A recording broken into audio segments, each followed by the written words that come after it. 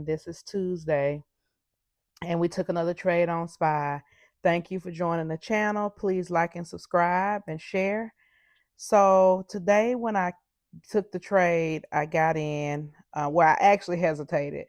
Um, I was looking to get in somewhere around here, and I saw this chop in the pre-market, and I should have just disregarded the trade altogether. I get a little confused on knowing if I'm going to be dealing with chop the first part of the market, or if I need to hold off the first part, or if the bigger move is going to come in the latter part of the day. That's what I'm still trying to basically try to get to the bottom of recognizing. So I actually got in the trade here, and as you see, it was a lot of back and forth, a lot of chop. I mean, it was pretty bad, like worse than yesterday.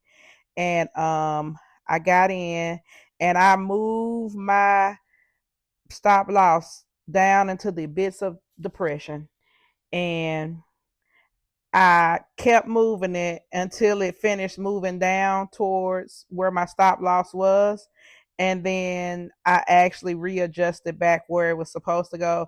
Now, the purpose of a stop loss is to stop the loss. And it's foolishness to move your stop loss down to where it's almost the cost of the daggum contract. And then what's the use of the stop loss? You might as well delete it altogether. But I kept it on there and just readjusted it, put it back where it went. And then as you see, it did a little slight uppage here, and then it drew back down. But by the time it drew back down, it took me out where it would have already taken me out way back here. But I didn't get out for more than what I was risking anyway. So that was the blessing, because it could have been a much uglier scene. I got back in the trade again by mistake. I actually I have the active trader, so I can kind of like click it real quick, and I'm in the trade quick. And I don't know what I was thinking. I was going to another one of my long-term swing trades, and actually was thinking I was getting in that, and actually got in SPY again. So versus try to get out quickly, I happened to get in when it was on going up. So when I got in when it was going up, I actually held it for a while, and then it kind of teeter tottered a little bit, and then I moved up, and it wasn't much profit. But the great thing is that despite the mistake, I didn't take a loss, and it took a couple of dollars, maybe like $15 or so off the initial loss. So I lost like $68, but I'm there's still a hint of excitement because of the move that happened today.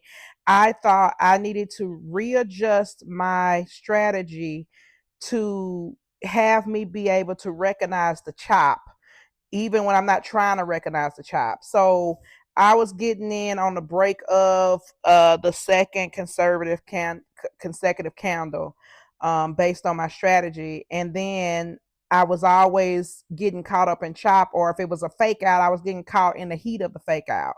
Now the new rule that I've added is going pretty much is forcing me to wait to see if it's actually the trend starting, or if there is some more fake outs going to happen.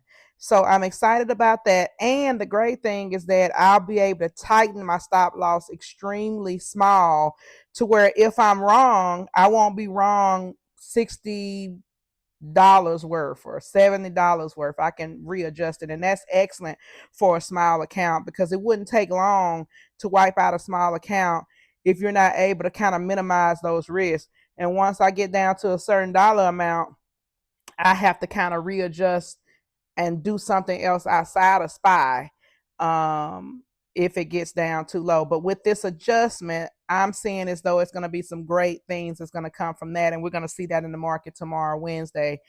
I will be on with my mentor tomorrow, so this video will come later on, but we're going to see how great this update to the existing strategy is going to be. So this is a great thing. Thank you for listening.